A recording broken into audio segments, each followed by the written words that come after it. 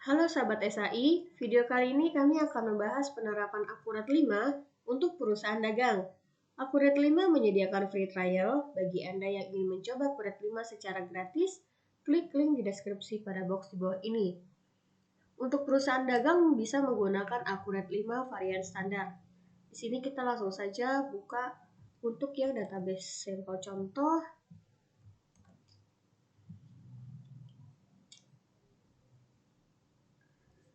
Baik, untuk Akurat 5 terdapat fitur buku besar, kas bank, persediaan, penjualan, alur transaksi penjualan, pembelian, alur transaksi pembelian, aset tetap, daftar pemasok, pelanggan ataupun sales, RMA, dan e-faktur. Lalu di Akurat terdapat fitur hak akses pengguna, bisa diklik di persiapan, lalu profil pengguna. Artinya user Akurat dapat dibatasi hak aksesnya sesuai dengan job desk-nya masing-masing. Seperti ini. Di Akurat terdapat fitur multi gudang, jadi silakan Anda aktifkan fitur multi gudangnya. Dan untuk metode biaya persediaan di Akurat ada dua, yaitu FIFO dan Average. Lalu, jika Anda sudah memiliki data-data sebelumnya yang lumayan banyak, data tersebut bisa diimport ke Akurat. Terkait data apa saja yang dapat diimport, tim Akurat nanti akan memberikan format Excel-nya yang dapat diimport ke Akurat 5. Jika Anda belum memiliki data sebelumnya, Akurat sudah menyediakan akun default standar sesuai PS apa. Baik, kita langsung ke ilustrasinya saja. Ke persediaan, lalu barang dan jasa. Jika Anda sudah memiliki daftar barang, silahkan diimpor daftar barangnya melalui import dari file. Lalu pilih lokasinya ada di mana, kemudian ambil data. Untuk membuat daftar barang baru, klik baru, lalu tulis daftar barangnya di sini. Nah, di Akurat ada 3 tipe persediaan, yaitu persediaan, non-persediaan, dan servis. Untuk persediaan ini adalah barang yang bisa kita beli, kita stok di gudang, dan kita kontrol barangnya, dan bisa kita jual. Untuk tipe yang non-persediaan, barang atau bukan barang yang bisa kita beli, tetapi tidak kita akui sebagai stok, namun diakui sebagai biaya atau beban, atau aset lain selain persediaan. Untuk yang tipe servis, bisa kita jual jika perusahaan kita menjual jasa.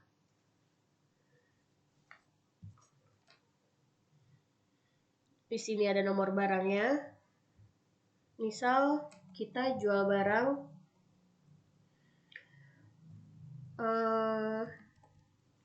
laptop Asus. Untuk akunnya sudah tersedia dari Akurat, dan akun ini masih bisa diubah sesuai dengan perusahaan masing-masing.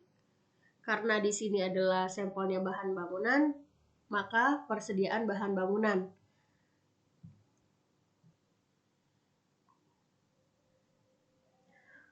Lalu laptop Asus, contoh unitnya pieces, lalu kita simpan.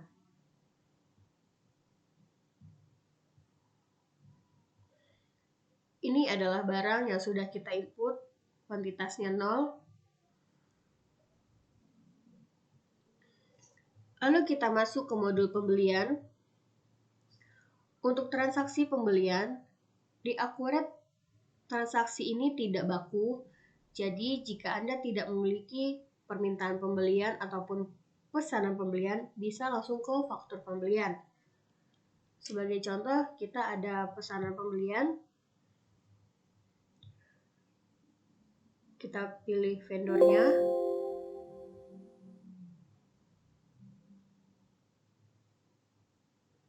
Lalu pilih item barangnya. Tadi kita input laptop Asus.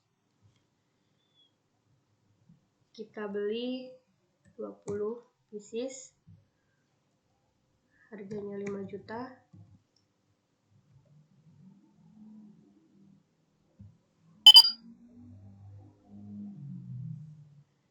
Ini adalah tampilan invoice yang dihasilkan oleh Akuret. Untuk invoice ini masih bisa Anda ubah jika ada logo ataupun ingin ada tambahan tanda tangan, ini masih bisa dirubah. Untuk ukuran kertasnya juga bisa disesuaikan. Kita sudah pesanan pembelian. Lalu kita ke penerimaan barang. Jika ada penerimaan barang, namun jika tidak ada bisa kita lengkap. Tadi dari Glodok Elektronik. 1, 2, 3. Karena kita sudah menginput di pesanan pembelian, kita pilih pesanan pembelian, pilih untuk nomor transaksinya, 20 pieces. Di sini ada pilihan gudangnya. Ini adalah gudang utama ataupun gudang yang lainnya. Misalkan kita di gudang utama. Kita simpan. Seperti ini.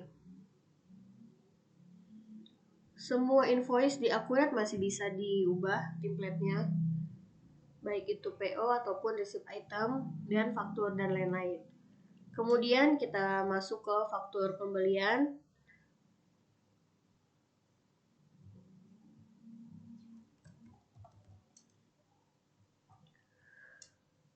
Karena kita sudah melakukan penerimaan barang, kita pilih di penerimaan barang. Oke, akan muncul otomatis seperti ini. Simpan dan tutup. Jika ingin melihat jurnalnya, bisa diklik di sini. Nah, ini adalah jurnal otomatis yang dihasilkan oleh Akuret. Penerimaan barang belum tertagih pada hutang usaha. Nah, setelah melakukan faktur pembelian, kita masuk ke pembayaran pembelian. Pilih Glodok Elektronik. Di sini akan muncul hutang-hutang yang kita punya kepada Glodok Elektronik. Nah, seperti yang tadi, kita misal mau pembayaran yang laptop Asus dengan invoice yang ini. Pilih banknya, kita pakai bank apa untuk bayarnya. Pilih invoice-nya, lalu di sini ada untuk totalnya. Jika ada cek, ditulis nomor ceknya di sini. Mau ada memo, bisa. Silakan diketik memonya, misalkan pembayaran laptop Asus.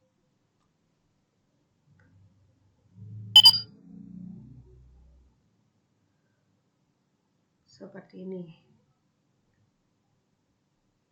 Oke. Kita lihat ke barang. Dia akan muncul kuantitinya secara otomatis akan update. Bagaimana jika ada penjualan? Kita masuk ke modul penjualan. Untuk modul penjualan ini alurnya sama seperti transaksi pembelian. Dia tidak baku. Kalau ada penawaran penjualan, silakan ke penawaran penjualan, lalu pesanan. Jika ada pengiriman pesanan, kemudian ke faktur penjualan, penerimaan penjualan hingga ke retur. Namun jika tidak ada penawaran, bisa langsung ke faktur penjualan. Seperti itu. Sebagai contoh, kita langsung ke faktur penjualan. Misal PT Sentosa, kemudian membeli laptop Asus.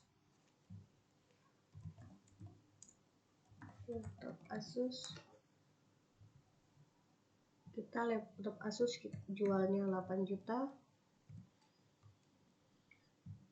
Jika ada diskon bisa ditambahkan diskon di sini atau ada pajak. Biasanya untuk pajak kodenya itu T atau P. Bisa disesuaikan dengan perusahaan juga. Jika ada sales bisa dipilih salesnya di sini. Nah, kita cetak.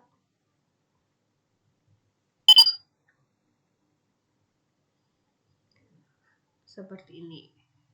Untuk template masih bisa dirubah, ada logonya ataupun tanda tangan.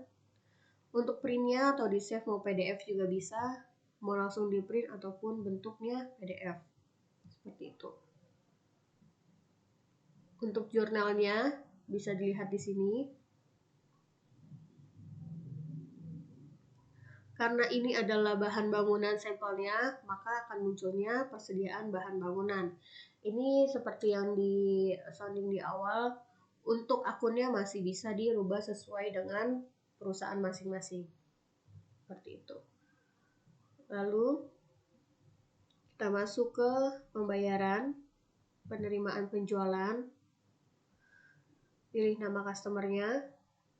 Nah, di sini juga akan muncul secara otomatis customer yang punya hutang ke kita. Artinya ini adalah piutang punya kita. Nah, ini akan muncul ketika kita pilih nama customernya. Customer tersebut ingin membayar transaksi yang ini, lalu kita total dan kita print. Seperti ini.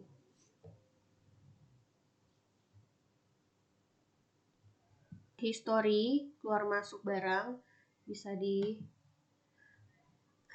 klik kanan, kemudian history barang, lalu akan muncul stok yang masuk dan stok yang keluar, kemudian sisa barangnya. Bisa difilter tanggalnya juga. Jika ingin di print bisa langsung di print seperti ini, atau bisa dilihat di laporan, daftar laporan, kemudian persediaan, history barang,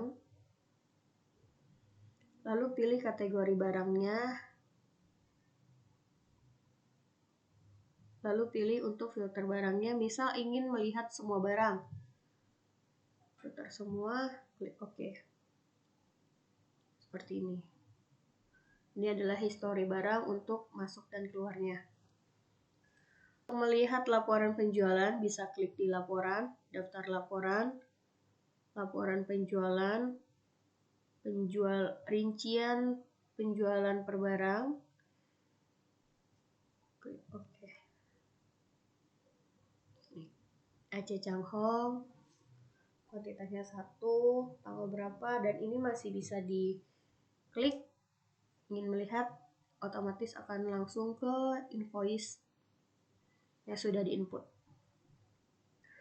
Ataupun jika ingin melihat laporan penjualan per pelanggan, bisa penjualan barang per pelanggan.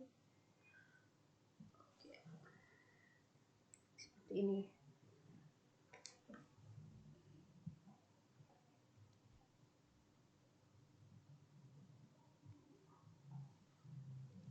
Seperti itu. Kemudian akun piutang dan pelanggan, faktur belum lunas. Ini adalah list piutang yang kita punya, akun hutang dan pemasok, ringkasan buku besar pembantu hutang. Klik OK. Ini adalah laporan untuk hutang kepada siapa saja. Di sini ada nama pemasoknya, saldonya, jumlahnya. Untuk melihat daftar laporan neraca bisa di laporan keuangan, neraca standar. Ini adalah laporan yang dihasilkan oleh Akurat.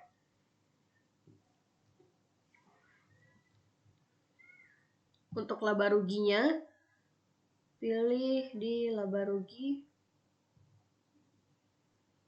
seperti ini.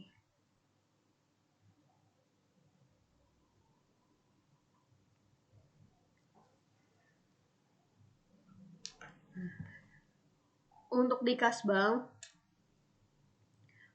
berfungsi untuk melakukan pembayaran apa saja, transaksi apa saja di luar dari penjualan dan pembelian. Baik sahabat SHI, sekian informasi singkat dari kami mengenai Akurat 5 untuk perusahaan dagang. Jika ingin menanya lebih lanjut, silakan WhatsApp ke nomor yang sudah tercantum. Terima kasih sudah menonton video ini. Sampai nanti di video-video selanjutnya.